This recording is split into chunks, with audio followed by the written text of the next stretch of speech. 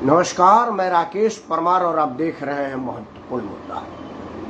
मित्रों, महत्वपूर्ण मुद्दे में आज सबसे महत्वपूर्ण बात ये कि ये जो पिछले कुछ दिनों से सड़कों पर संग्राम, उत्पात, तोड़फोड़, आगजनी और मारपीट जैसी घटनाएं हो रही हैं, अग्निवीर के नाम पर, अग्निपथ के नाम पर, या जो नई पैटर्न पर फौज के भर्ती की सरकार ने नई व्यवस्था की है उसके नाम पर, उसमें से एक भी वो लाभार्थी अभ्यर्थी नहीं है जो अग्निवीर बनने के लिए अग्निपथ पर जाने को अग्रसर होते या होने वाले थे। ये हुड़दंगई, ये गुंडई, ये सभी के सभी देशद्रोही लोगों की एक टूल किट्स का परिणाम है, जिसमें भोले भाले निर्दोष बच्चे फंस गए हैं या फंसा दिए गए हैं। इस बात का जीता जागता सबूत आज कई समाचार चैनलों पर आया, जब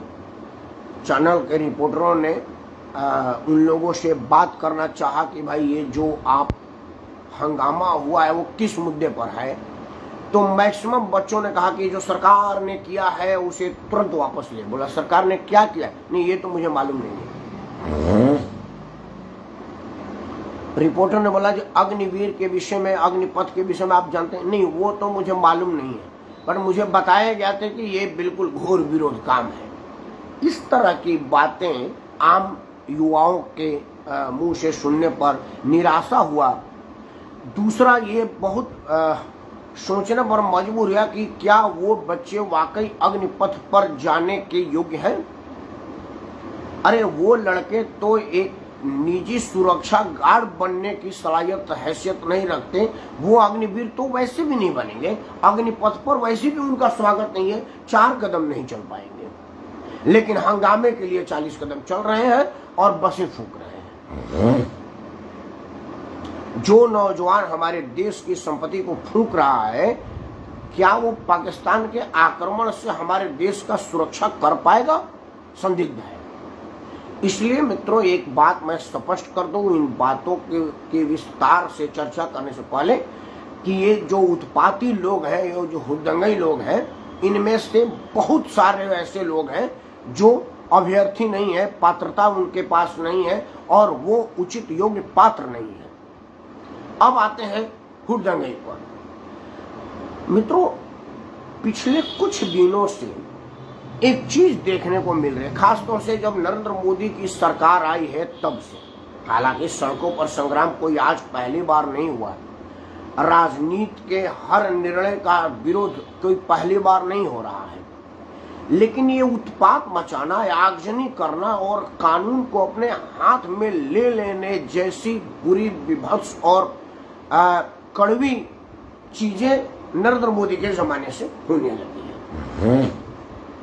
अब इसका जो मेरा आकलन है, मेरा अनुमान है, वो ये कि जब से नरेंद्र मोदी की सरकार शासन में आई है, तब से कुछ ऐसा मुद्दा किसी विपक्ष को हाथ नहीं लगा जिससे वो जनभावना को भड़का करके या जनभावना को मोदी जी के विरुद्ध करके सरकार पलट गई। ऐसी कोई, जैसे राजीव गांधी के जमाने में बोफोर्स तोप आया था, मनमोहन सिंह के जमाने में कोलगेट आया था, इस तरह की कोई बड़ी चीजें नरेंद्र मोदी के सरकार में आई नहीं, ताकि लोगों को भावना भड़काया जा सके, जनमानस को विरोध किया जा सके।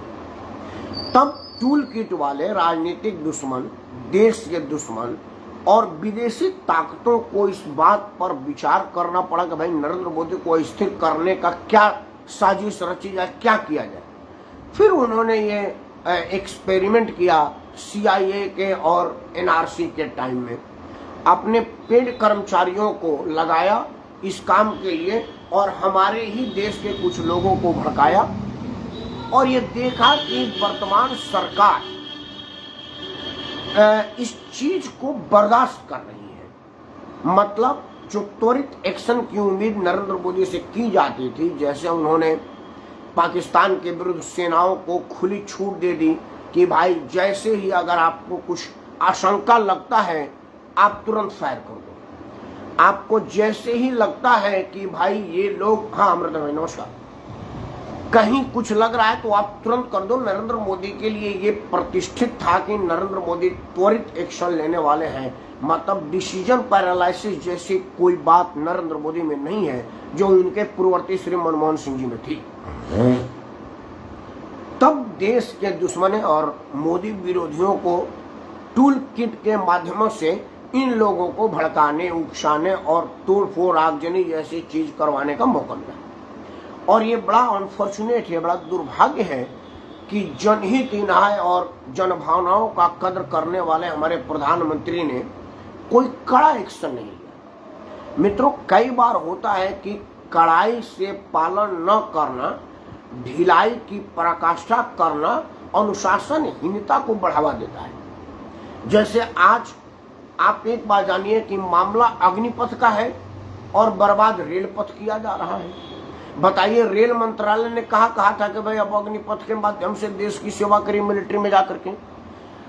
सड़क पथ वाले लोगों ने कहा था कि आप अग्निपथ में जाइए। जो बसें आप फूक रहे हैं, जो आम जन सड़कों पर परेशान घूम रहे हैं, स्टेशनों पर मासूम बच्चे बिलख रहे हैं, उनके लिए खाने का व्यवस्था नहीं हो पा रहा है। इस भीषण गर्मी में आपने सारे इंस्ट्रूमेंट तोड़ दिए, संचार व्यवस्था तोड़ दी, रेल लाइनें क्षतिग्रस्त कर दी, पूरी की पूरी ट्रेनें जला दी, और वो सब सड़क पर इतना कोहराम मच रहा कि वो डरे समय लोग भूखे प्यासे प्लेटफार्मों पर रहे हैं। वो भी तो आप ही के परिवार के लोग हैं, क्योंकि उसमें से एक भी आदमी अगर नरेंद्र मोदी, मुलायम सिंह यादव, लालू प्रसाद यादव, ममता बनर्जी या कोई ऐसी शख्सियत का होता, अब तक पुलिस आप पर बम, गोला बारूद चला करके रास्ता बनाती और उनको उनके गंतव्य तक पहुंचाती। लेकिन पुलिस खामोश बैठी है कि वो आप ही के परिवार के लोग हैं। हो सकता है जो आज प्लेटफॉर्म पर बैठे हों, इनका बच्चा किसी और प्लेटफॉर्म पर ट्रेन फूंक रहा हो, क्योंकि वो वही लोग हैं जिनके बच्चे सड़कों पर हैं। समझने वाली बात है, ये लोग समझ नहीं पा रहे हैं। इसके लिए क्या किया जाए, आज इन्हीं विषयों पर बात है। मित्रों, सबसे पहले तो अब ये एक मांग सरकार से किया जाए, इस बात पर जन भावनाएं तैयार की जाए, जन जागरण किया जाए और जनादेश दिया जाए माननीय प्रधानमंत्री को कि अब हम सब लोग इस बात पर एकमत हो गए हैं कि ये जो किराए की भीड़, भड़काई हुई भीड़, बड़गलाई हुई भीड़ आ करके तोड़ फोड़ और आगजनी करने लगती है, इनको देखते ही गोली मारने का आदेश जारी करने का लीगल कानून बना दिया जाए इजराइल की तरह से। क्योंकि जब तक 4, 5, 10, 20, 50 लोगों का पर फायर नहीं होगा, ये दुनिया को फायर करते रहते हैं। और सबसे पहले फायरिंग उन जनप्रतिनिधि नेताओं और उन लोगों को की जाए जो इस भीड़ का फायदा उठा करके भीड़ को उकसाते हैं, आगजनी के लिए प्रेरित करते हैं। एक देश के सबसे पुरानी राजनीतिक पार्टी का चुना हुआ जनप्रतिनिधि जो विधायक भी है, वो एक बात सरेआम मीडिया के सामने कह रहा है कि देश को खून से लथपथ कर देंगे लेकिन अग्निपथ को सफल नहीं होने देंगे। और अब तक वो जिंदा है, खड़ा है, बेहयाई से फिर स्टेटमेंट दे रहा है रोज। दूसरा, एक और चीज बनानी पड़ेगी, ये तो देश की जनता को पहले बना लेनी चाहिए, गोली चलाने से पहले ये बना लेना चाहिए कि हर मुद्दा ऐसा कैसे हो जाता है कि वर्तमान सरकार के अलावा सारे विपक्ष उसके विरोधी हो जाते हैं। ऐसा कोई मुद्दा नहीं आया जिसमें कोई विपक्ष कहता कि भाई इसमें विचारणीय है, इसमें सुधार योग्य है, इसमें कुछ अमेंडमेंट किया जाए। सारा का सारा बिल एकदम नकारा और कूड़े के फेंकने के लायक कैसे है, ये बात देशवासियों को उठाना चाहिए, देशवासियों को पूछना चाहिए। 2-3 वानगी आपके सामने रख देता हूं। मित्रों, सबसे बड़ा खूनी बवाल जो हुआ वो हुआ एनआरसी और सिटीजन अमेंडमेंट एक्ट में। नेशनल रजिस्टर ऑफ जो हुआ था एनआरसी वाला, नेशनल रजिस्टर ऑफ सिटीजनशिप और सिटीजन अमेंडमेंट एक्ट, ये जो 2 बिलें हुई थी, इस पर बड़ा खूनी बवाल हुआ था, आगजनी तोड़फोड़। उसके आड़ में अमेरिका के राष्ट्रपति की दिल्ली दौरे पर दिल्ली को दहलाने और दुनिया में भारत को बदनाम करने का जो प्रयास किया गया था, उस बिल की सबसे पहली बार मांग भारत के तत्कालिक नेता विपक्ष श्री मनमोहन सिंह साहब ने राज्यसभा में रखा था। मनमोहन सिंह साहब कोई लालू जी के बेटे की तरह से 7वीं में 7 बार फेल आदमी नहीं है, जिनका कोई विवेक नहीं है, एडवाइजरों के एडवाइस पर चलते हैं। उनके मनमोहन सिंह की हाल अखिलेश यादव की नहीं है, जो ऑस्ट्रेलिया से डिग्री खरीद कर लाए हैं, पढ़ाई के मामले में 2 अक्षर नहीं जानते। उनकी स्थिति राबड़ी देवी के बड़ी बेटी के मीसा भारती के तरह नहीं, जिसने MBBS की डिग्री खरीद ली है, मतलब ले ली है, उससे पैसा भी खर्चा, और उनकी स्वविवेक नहीं है। ऐसा मनमोहन सिंह के लिए नहीं कहा जा सकता। मनमोहन सिंह राज्यसभा में आने से पहले RBI के गवर्नर थे, वित्त मंत्रालय में एडवाइजर थे और UGC में कार्यरत थे, मतलब देश की प्रतिष्ठित लिखाई पढ़ाई वाले संस्था में लिखाई पढ़ाई वाला काम करते थे, मतलब पढ़ाई के मामले में विद्वान शख्सियत है, इसमें कहीं कोई दो राय नहीं है। वो मनमोहन सिंह जी के घोर विरोधियों को भी यही मानना है। मनमोहन सिंह के लिए चाहे बेशक कोई आलोचना करे, उनका पढ़ा लिखा होने पर कोई रत्ती भर भी संदेह नहीं करता। तो ये माननीय मनमोहन सिंह ने कहा था, उनका 2 मांग था कि ये जो पाकिस्तान, बांग्लादेश और बाहर से जो सताए हुए माइग्रेंट लोग हैं, जिन्होंने अपने यहाँ सुरक्षा के कारणों से देश छोड़ दिया है, उनको भारत में ससम्मान नागरिकता दिया जाना चाहिए। ये मनमोहन सिंह का मांग था। चूंकि पाकिस्तान, बांग्लादेश मुस्लिम राष्ट्र घोषित हो गया है, वह हिंदू, सिख, जैन, बौद्ध, इन सब लोगों की स्थिति बहुत खराब है, और ऐसे लोग शरण मांगने अगर भारत में आ रहे हैं तो मानवता के आधार पर इनको नागरिकता दिया जाए। वही नागरिकता कानून जब नरेंद्र मोदी लाए, तब मनमोहन सिंह सबसे पहले इसका विरोध किया और उनकी पार्टी विरोध की। जनमानस को ये बात मनमोहन सिंह और उनके पार्टी को पूछना चाहिए था कि आपने पार्लियामेंट में कहा। ये ऐसा नहीं कि मनमोहन सिंह जी मेरे कान में आके कहे और किसी को पता नहीं, देशवासी नहीं जानते। ये फ्लोर ऑन द पार्लियामेंट कहा है, जो पार्लियामेंट के आर्काइव पे है, रिकॉर्ड पे है। आप गूगल में जाइए, मनमोहन सिंह का सिटीजन अमेंडमेंट एक्ट का भाषण मानिए, यूट्यूब पर पड़ा हुआ है, आ जाएगा। अब पहले वाली स्थिति नहीं है कि आपको पार्लियामेंट में लिख के देना पड़ेगा कि मनमोहन सिंह के भाषणों की कॉपी दी जाए। अब वो यूट्यूब पर पड़ा है, क्योंकि उस वक्त चैनल पर लाइव कार्यक्रम आया था और वो सारा का सारा यूट्यूब पर पड़ा हुआ है। कोई भी आदमी उस भाषण को देख सकता है, सुन सकता है, समझ सकता है। लेकिन जब वही भाषण आया तो नरेंद्र मोदी की सरकार लाई, तो पूरी की पूरी कांग्रेस इंक्लूडेड मनमोहन सिंह साहब इसका विरोध कर रहे थे, क्योंकि उनको पता है कि जनमानस ये बात याद रखेगी नहीं, क्योंकि इनको तो हमने अफीम चटा रखा है, इनको तो हमने इनके गुर्बती, भूखमरी, बेरोजगारी, मरीज और इन सब जैसे बीमारियों से ग्रसित कर रखा है। ये इतना सोच कर पाते। दूसरी बात आते हैं, जो किसान बल कृषि सुधार कानून आया था, जिस पर 3-4 महीना तक दिल्ली को गिरवी रख दिया गया था, एक तरह से सीमाएं सील कर दी गई थी। अंत में प्रधानमंत्री को इस बिल को वापस लेना पड़ा निजी कारणों से। उस बिल में नरेंद्र मोदी से पहले जब कांग्रेस की सरकार थी मनमोहन सिंह के नेतृत्व में, और आदरणीय शरद पवार साहब कृषि मंत्री थे, तो मनमोहन सिंह के कृषि मंत्री नरेंद्र सिंह तोमर से भी ज्यादा बढ़ करके काम किया, और उन्होंने देश के सभी मुख्यमंत्रियों को चिट्ठी लिखा और उस बिल की खूबियां बताया और कहा कि इन चीजों को किया जाए। नरेंद्र मोदी की सरकार डिसीजन पैरालिसिस की शिकार नहीं थी, क्योंकि मनमोहन सिंह के जमाने में एक चीज का ध्यान रखा जाता था कि कोई नीतिगत फैसला, राष्ट्रहित का फैसला, बढ़िया फैसला जिसे मनमोहन सिंह को माइलेज मिल जाए, उसको रोका जाए तब तक जब तक राहुल गांधी प्रधानमंत्री नहीं हो जाते। क्योंकि अनफॉर्चुनेट प्राइम मिनिस्टर जो सिनेमा मनमोहन सिंह के जीवनी पर बोरा साहब की लिखी पुस्तक में वर्णित है, उसमें ये आया है कि सोनिया जी मनमोहन सिंह को कह रहे हैं कि सारा काम आप ही कर लेंगे तो आने वाला प्रधानमंत्री क्या करेगा। मतलब कुछ कामों को बचा कर रखा जाता था। मनमोहन सिंह के साइड में डिसीजन पैरालिसिस था, वो बिल पास नहीं हुआ और बेमन से किया गया था। जब नरेंद्र मोदी की सरकार आई तो उस बिल को एज इट लगा, उसमें फुल स्टॉप कामा भी नहीं बदला, सब कुछ सब वही मनमोहन सिंह वाली थी।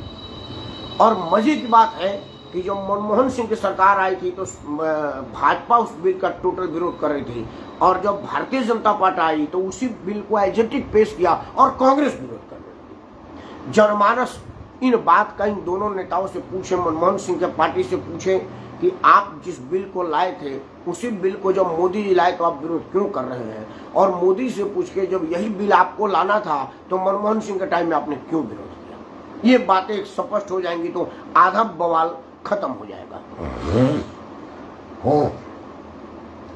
अब आते हैं ये अग्निवीर, अग्निपथ और अग्निवायु से संबंधी जो नई आई हुई है। मित्रों, मेरा अपना मानना है ये योजना कैसा है, चूंकि अब इसमें सेना के पुराने कमांडरों ने भी प्रश्न उठा दिया है। मैं प्रथम दृष्टया इस बिल का समर्थन नहीं किया था। पहले दिन मैंने कहा था कि ठेका पम्बलिटी ठीक नहीं है, लेकिन जब मैं पूरे दिन भर तीनों सेना के सेनाध्यक्षों का साक्षात्कार समाचार चैनलों पर सुना और जब इसकी विस्तृत विवरण मुझे समझ में आई तो मैं इस बिल का समर्थक हो गया और मैंने बोला कि ये तो बड़ा बढ़िया बिल है और इसका तो मतलब दोनों हाथ फैला करके स्वागत करना चाहिए।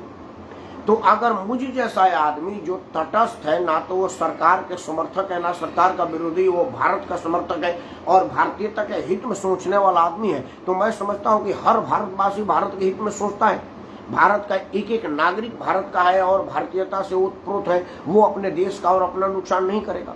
तो जिस तरह से मैं ये सुन समझ करके चीजों को समझा, तो क्यों न वर्तमान सरकार जिस तरह से अपनी योजनाओं का विज्ञापन करती है।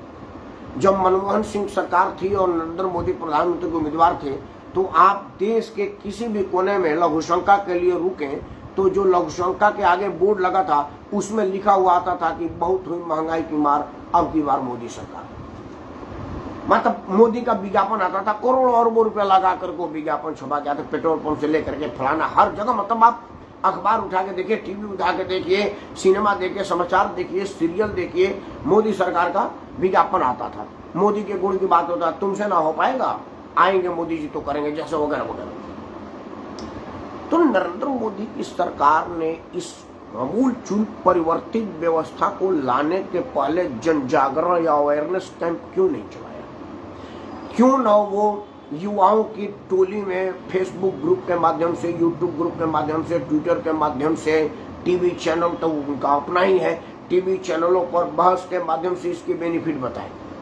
मुझे लग रहा है कि अगर वो बेनिफिट बताए होते, समझाए होते और करके तब इम्प्लीमेंट किया होता तो युवा समझता, क्योंकि वो समझ ही उसके पास नहीं है। वो तो ये कह रहा है, जो लोग कह रहे हैं कि भाई 21 साल में रिटायर होगा, वो कह रहे भाई 21 साल में तुम नौकरी खोजने जाते तुम रिटायर घर आ जाएंगे। उसकी बेनिफिट वो नहीं समझ पा रहा है कि 21 साल में रिटायर नहीं होगा, 21 साल में पढ़ाई के लिए तैयार होगा और तेरे पास एक सम्मानजनक निधि होगी जिससे तू अपने मन माफी पढ़ाई कर सकता है, देश विदेश में सम्मान पा सकता है और बाकी के नौकरियों में आरक्षण पा सकता है। जैसे पुलिस में, मिलिट्री में और सैनिक बल में, बड़ी बड़ी प्रतिष्ठानों में तुम्हारे लिए सम्मान नौकरी है, रिजर्वेशन हो गया है।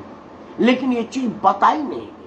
अब आज टीवी पर जब इस विषय की बात चल रही है, प्रधानमंत्री का ट्वीट बताया जा रहा है, तो आगजनी की इतनी खबर प्रभावित है कि ये खबरें दब जा रही हैं और दब गई हैं। मित्रों, दो बातें मैं आपको जरूर कहूंगा कि नरेंद्र मोदी की सरकार को इस अमूल चूल परिवर्तित बिल लाने से पहले इसकी विस्तृत ब्यौरा जन जागरण के माध्यम से, टीवी विज्ञापन के माध्यम से, समाचारों पर बहस के माध्यम से या अपने अपने जनप्रतिनिधियों के माध्यम से अवेयरनेस कैंप चलाना चाहिए था। जिस तरह से पोलियो का कैंप चलाया जाता है, अमिताभ बच्चन आके कहते हैं 2 बूंद जिंदगी के, उसी तरह से अमिताभ बच्चन के मुंह से करवाया जाता। मान लो बढ़िया फिगर है, विराट कोहली को कहा जाता। मैं नहीं समझता कि देश का कोई बड़ा सेलिब्रिटी जिसके फॉलोअर बहुत हैं वो इस तरह के जन भावन वाला काम और देश के हितैषी काम के लिए मना करते नहीं करते। तो आप इसको क्यों नहीं इम्प्लीमेंट? ये कोई नोटबंदी जैसा लोक छुपा काम तो था नहीं कि अगर नोटबंदी वाली बात एक्सपोज हो जाएगी तो सारे के सारे लोग अपना काला पीला नोट एक कर लेंगे। ऐसा तो कोई था नहीं कि आप रात में 8 बजे आए, बोले नमस्कार बहनों भाइयों, अब आज के बाद तुरंत आपके पुराने 500 और 1000 के नोट लीगल टेंडर नहीं रहे। Not legal tender of the 500 and 1000 note. ये ऐसा तो बात था नहीं कि कोई आदमी नीला पीला काला कर लेता कि भाई जैसे 4 दिन पहले बता देंगे सब के सब लोग अपना नोट एडजस्ट कर लेंगे। ऐसी कोई घटना तो थी नहीं, ऐसा कोई घटना तो था नहीं जिससे लोगों को बदल लेने का चांसेस था। इसको तो 2, 4, 6 महीना पहले से विज्ञापन करना था। 2 साल से इस पर काम हो रहा है, तो 2 साल से इसकी अवेयरनेस कैंप क्यों नहीं चलाया गया? इस बात की मैं जरूर आलोचना करूंगा सरकार का और आग्रह करूंगा कि सरकार को यह बात करनी चाहिए। दूसरा बात जो बहुत ही घातक है और चिंतनीय है, मित्रों, अगर सरकार के हर कानून को सड़क पर चैलेंज किया जाने लगे, आगजनी, तोड़फोड़ और गुंडई के माध्यम से सरकार को बिल वापस लेने के लिए मजबूर किया जाना लगे, तो आप समझ लें कि देश में लोकतंत्र खत्म हो गया है। खतरे में नहीं पड़ा, टोटल खत्म हो गया है। फिर वो पार्लियामेंट का क्या करे? सबसे पहले पार्लियामेंट को बंद करो, ताला लगाओ उसमें बड़ा सा, क्योंकि अब उसकी जरूरत नहीं है। उस पार्लियामेंट को म्यूजियम बना दो, लोग आके देखेंगे कि कभी हमारे देश में कोई पार्लियामेंट हुआ करता था जहां तरह तरह के लोक लुभावन बिल बना करते थे। हम भी जाकर देखेंगे कि वो कौन सा संसद है भाई जहां वहां पर स्वर्ण समाज की अब तक अधिकारों को हनन होता रहा, 1952 से लेकर के 2022 तक। हम भी देखेंगे उस अजीब से बंगले को, अजीब से घर को। हम भी देखेंगे कि ये वही वो गोल घर है जहां पर बैठने वाले लोग खुदा हो जाते थे। उन्होंने जो कह दिया वो कह दिया, जो हो गया, जो चाह दिया हो गया। हम भी देखेंगे। अगर आप ऐसा चाहते हैं तो समझ लीजिए कि आप रसातल में जाने के तरफ अग्रसर हो रहे हैं, या ये कहिए कि आप रसातल में जा चुके हैं। तीसरा और सबसे महत्वपूर्ण बात कि देश के युवाओं को दोष देने से पहले आप स्वयं को दोषी दें, क्योंकि युवा माइंड एक अजीब संवेदनशील माइंड है और वो जो चीज समझता है उसी को समझता है। अब आप उसको जैसे समझाइए, वो ब्लैक बोर्ड है, पूरा कागज है, जिसने पहले उस पर लिख दिया वही उस पर छप गया। रुद्र प्रताप को आशीर्वाद के साथ उनका एडवाइस पढ़ता हूँ। रुद्र प्रताप सिंह ने लिखा है कि मानसिक तानाशाह केवल अपने कार्य को ही सर्वोपरि मानता है। आपकी बात कुछ हद तक सही है, लेकिन मुझे लग रहा है कि माननीय नरेंद्र मोदी जी को सुझाव देने वाले लोग बढ़िया से सुझाव नहीं देते, क्योंकि मैं ये मानने को तैयार नहीं हूँ। क्योंकि अब तक के जितने भी प्रधानमंत्री को हमने देखा है, मैंने पंडित जवाहरलाल नेहरू को नहीं देखा, मैंने लाल बहादुर शास्त्री को नहीं देखा, आदरणीय इंदिरा गांधी के भी कार्यकाल को नहीं देखा। इंदिरा गांधी के दुखद देहांत का मुझे होशो हवास है, याद है, लेकिन उनके कार्य प्रणाली के टाइम में इतनी राजनीतिक समझ नहीं थी। लेकिन उनके बाद के लोगों के कार्य प्रणाली को तो मैं समझ रहा हूँ। उनमें मैं वर्तमान वाले प्रधानमंत्री श्रीमान नरेंद्र मोदी को मैं समझता हूँ कि अब तक के बेस्ट कम्युनिकेटर हैं। मतलब लोगों को अपनी बात समझाने की जो शक्ति इनके पास है वो अब तक के पूर्ववर्ती प्रधानमंत्रियों में नहीं है। और इतना बेस्ट कम्युनिकेटर अगर अपने बात को कम्युनिकेट नहीं करता है आम जन के पास, तो मैं समझता हूं कि फिर उस प्रतिभा का क्या मतलब।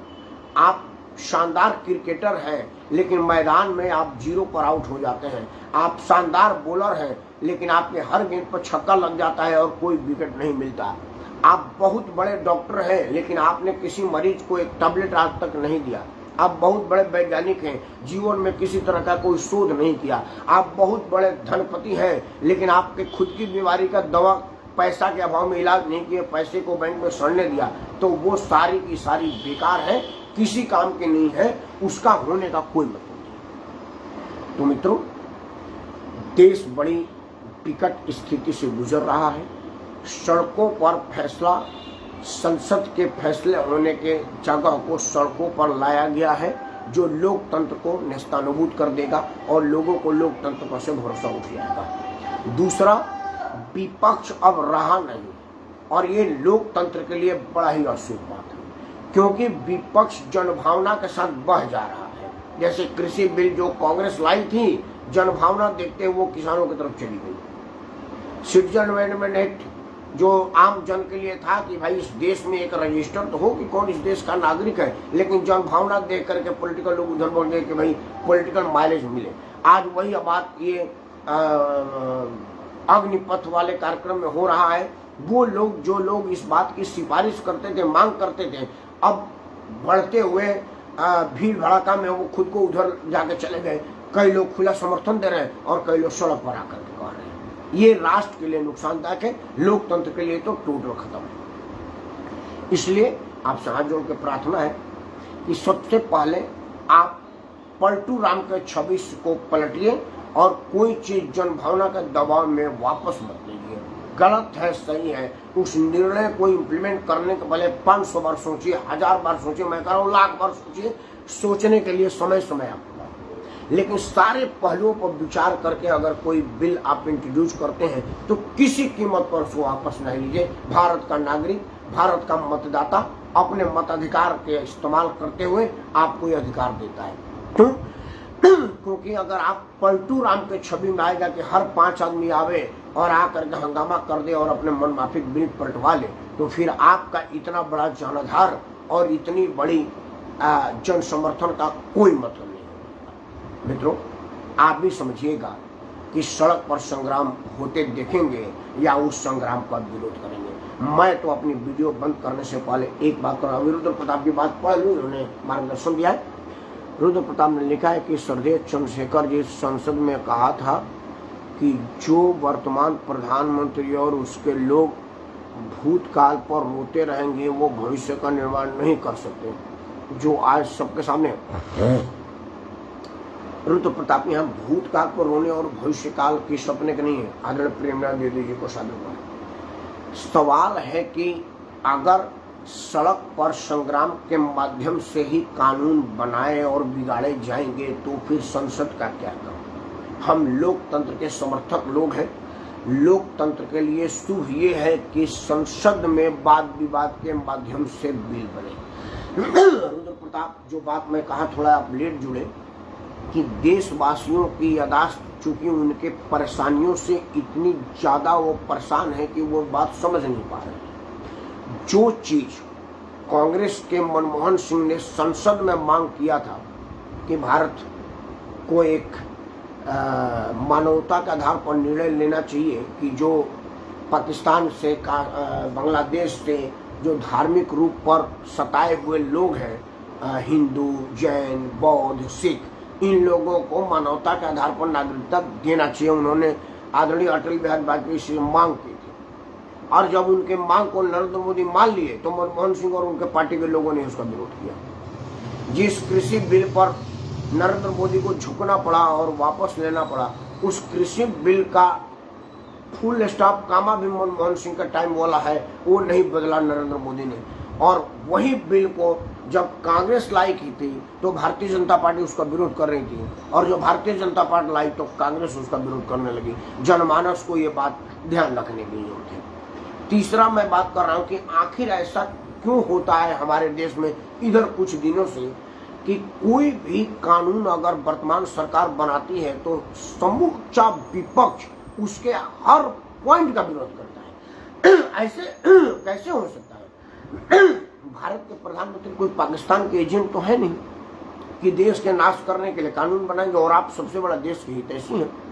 अरे आप पर चीन से 60 गांठ का इल्जाम है। आपने निजी कैपेसिटी में चीन के अथॉरिटी के साथ पेपर साइन किया, जहां पर संसद के रूप में राहुल गांधी थे तो संसद के रूप में सोनिया गांधी थी, और बिना किसी हैसियत से प्रियंका और उनके पतिदेव थे।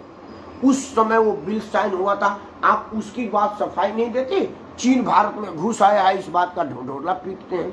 इस बात का चर्चा किया जा रहा है, और चर्चा इस बात का भी हो रहा है कि आखिर ये बवालियों को कंट्रोल करने का तरीका क्या है, क्योंकि वाद विवाद और अनुरोध से तो ये मानते नहीं। ये लोग समाचार चैनल पर हमला करते हैं। समझ लीजिए कि अगर कोई उग्र भीड़ इतना ज्यादा उग्र हो रही है कि वो पुलिस के मौजूदगी में पुलिस की वाहन फूंक रही है, पुलिस वाले को पीट रहे हैं, उनके आग से एमुनेशन छीन रही है, समाचार चैनल वालों का कैमरा छीन रही है, और पुलिस के मौजूदगी में डकैती कर रही है। मतलब बिहार के कई स्टेशनों से लूट लेने का सूचना आया है कि वो सब के सब खजांची में पड़े हुए पैसे लूट रहे हैं। प्लेटफार्म पर खड़ी वो गाड़ियां जो बुकिंग के लिए लाई गई थी उनको जला रहे हैं। बताइए, अग्निपथ में रेल पथ का नुकसान करने का क्या मतलब? रेलवे मंत्री ने कहा था कि अग्निपथ का ड्राफ्ट बनाइए। तो इन सब लोगों को नियंत्रित में करने का क्या इजराइल वाला तरीका अपनाना ठीक नहीं है? क्या ये ठीक नहीं है कि जिस तरह से इजराइल ने एक बड़ा ही कठोर कदम उठाया कि अगर आप नहीं मानेंगे और राष्ट्र विरोधी गतिविधि हर मुद्दे पर सड़क पर आकर विरोध करेंगे तो हम आप पर फायर करेंगे। मित्रों, मैं दावे के साथ कर सकता हूं कि अगर भीड़ में फायरिंग कर दे तो 5-7 आदमी जख्मी होगा, 5-7 आदमी मरेगा, लेकिन उससे ज्यादा का नुकसान रेल बोगी फूंक करके, ट्रेन फूंक करके, बस फूंक करके आपने किया है। और उससे ज्यादा का जानो माल का क्षति पहुंचाया। अब आप समझ लीजिए कि आतंकी और हुर्दनी और आगजनी करने वालों के हाथ मरना है या देश के जवान के हाथों मरना है, इन विषय पर विचार करना पड़ेगा, क्योंकि ये सारे के सारे टूल किट के लोग हैं, देश के दुश्मनों के बहकावे हुए लोग हैं, क्योंकि इन सब लोगों ने चोरों की तरह से मुंह ढक करके प्रदर्शन कर रहे हैं।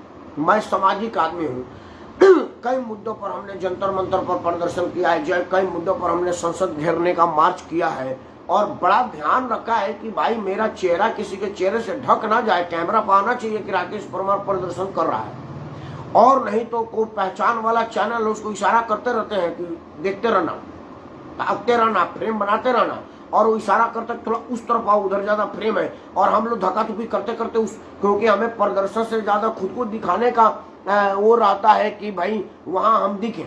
अमित ने कहा है कि आपका समर्थन यदि युवाओं के साथ है तो आपके साथ हो। अमित, मैं बिल्कुल युवाओं के साथ हूँ, लेकिन वो अनपढ़ गवार बेवकूफ युवाओं के साथ बिल्कुल नहीं हूँ जिनको पता नहीं है कि वो किस मुद्दे पर सड़क पर आए हुए हैं।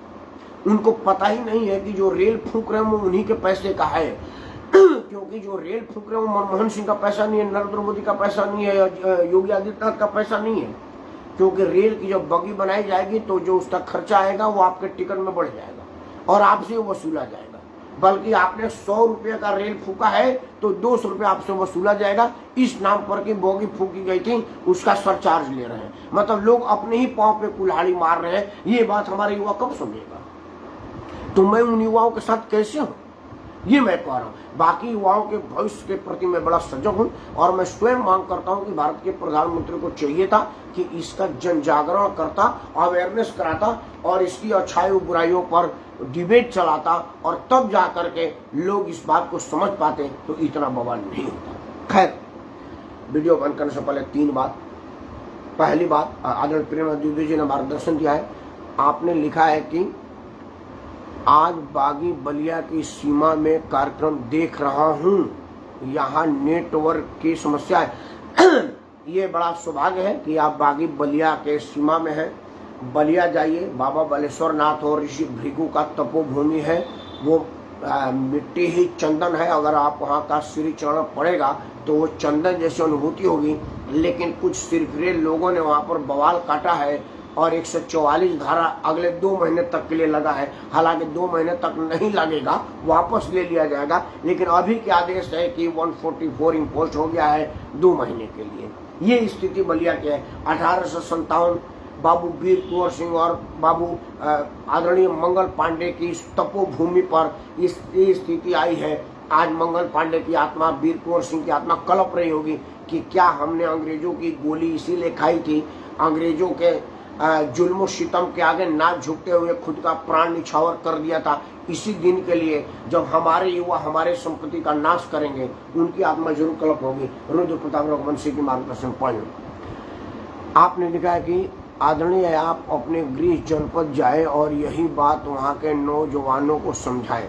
अग्निवीर का क्या क्या लाभ है और आपको पता चलेगा कि नौजवानों को कितना आक्रोश है। यह नौजवानों का आक्रोश कभी भी विफल नहीं। रुद्र प्रताप, मैं पहले भी कहा हूँ, एक और रिपीट कर दी। एक ही बात रिपीट करने से वीडियो देखने वाले कहते हैं कि यार एक बात रिपीट कर रहे हो, लेकिन आपके लिए मैं आधा मिनट का रिपीट कर रहा हूँ। मैं पहले ही कहा कि नरेंद्र मोदी सरकार को चाहिए था कि अगर कोई आमूल चूल परिवर्तित चीज लाते हो जो देश के युवाओं से संबंधित है सीधा सीधा, तो उस पर जन जागरण फैलाना चाहिए, टीवी विज्ञापन के माध्यम से बताना चाहिए, टीवी पर डिबेट करवाना चाहिए, और कम से कम अपने सारे जिलाधिकारियों को एक दिशा निर्देश चलाना चाहिए। जिस तरह से वो चुनाव कैंपेन चलाते हैं कि आपका मतदान बड़ा जरूरी है, पहले मतदान तब जलपान जैसी अवेयरनेस कैंप चलता है। मोदी जी को चाहिए ताकि वो इस तरह का अवेयरनेस कार्यक्रम पिछले 2-3 महीना तक चलाते।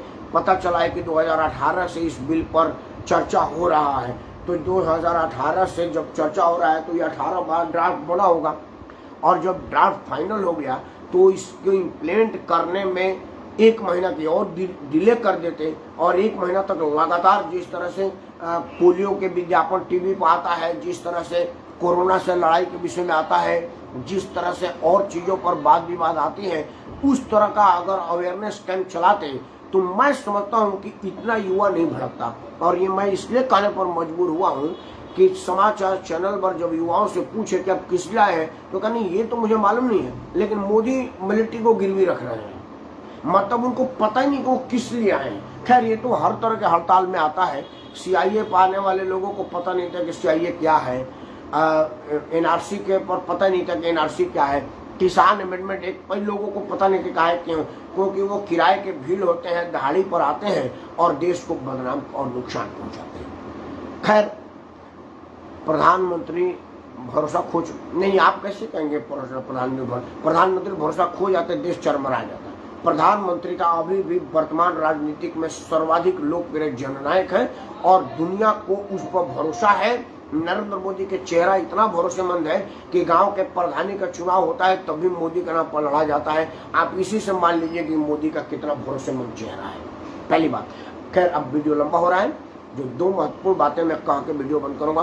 पहला कि अब इस विषय पर विचार किया जाना चाहिए कि अगर कोई अनियंत्रित भीड़ कानून को अपने हाथ में लेती है, जैसे अभी ली है, रेल की बोगी जलाई जा रही है, सड़कों पर कोहराम मचाए जा रहे हैं, बसें फूकी जा रही हैं, सरकारी कार्यालय फूका जा रहा है और भाजपा के नेताओं, मंत्रियों, उप मुख्यमंत्रियों को चुन चुन करके जिस तरह से हमला किया जा रहा है, अगर ऐसी कोई परिस्थिति आए तो भारत सरकार को एक कानून बना कर कलेक्टर को अधिकृत कर देना चाहिए कि वो अपने विवेक का इस्तेमाल करके फायर कर सकता है। चाहे फायर कमर के नीचे ही करे, घुटने के नीचे करे या छाती पर करे, 2-4 लोगों को फायर के जरिए न्यूट्रलाइज किया जाना चाहिए। और इसका विज्ञापन सभी चैनल पर चला जाए कि बलिया में ट्रेन फूकते हुए आतताइयों पर पुलिस ने फायरिंग की, 4 हलाक हुए। और ये बात हर समाचार पर आवे, खूब आवे, तब जाकर के लोगों को डर लगेगा, क्योंकि लोग ये बात समझ गए हैं कि वोट बैंक के लालची राजनीतिक दल फायर नहीं करेंगे, हम चाहे कितना हो संपत्ति जलाते रहे, खजाना लूटते रहे, तब तक हमारी ये मांग रहेगी। और मैं सरकार से मांग करता हूँ, रुद्रप्रयाग का है कि वह आप जैसे समर्थक पत्रकारों के लिए है, नहीं आपके लिए नहीं है। नहीं तो नरेंद्र मोदी हमारे लिए अगर होते तो उनके नाम पर चुनाव कैसे लड़ा जाए। एनीवे, और दूसरा मैं नौजवान साथियों से कहना चाहता हूं कि आप भीड़ का हिस्सा बनने से पहले समझिए कि आप किस मुद्दे के विरोध में जा रहे हैं, क्या वो मुद्दा वाकई विरोध के लायक है का।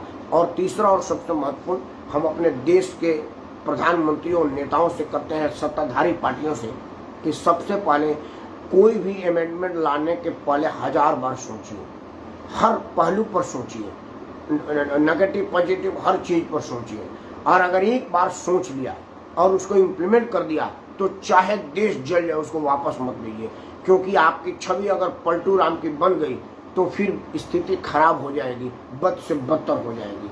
पलटिए अपने आप को मत। इस बात का भरोसा रखिए कि पूरा जनता आपके साथ है।